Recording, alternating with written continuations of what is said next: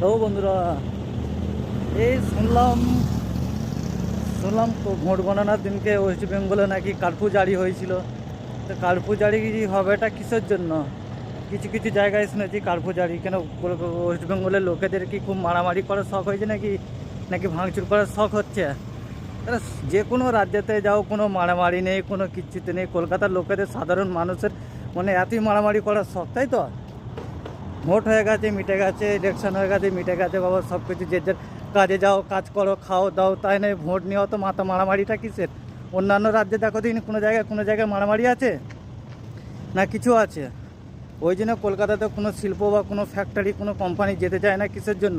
এতে সরকারকে দোষ দিলে হবে না। সরকারের কোনো দোষ নয়, এতে সাধারণ মানুষের বেশি পোঁত পাকামো। সরকারকে তো বলে কোনো লাভ নেই। সে যেরকম সাধারণ পাবলিক থাকবে তার মাথায় সরকারের কাজ হচ্ছে মাথায় তেল মাখিয়ে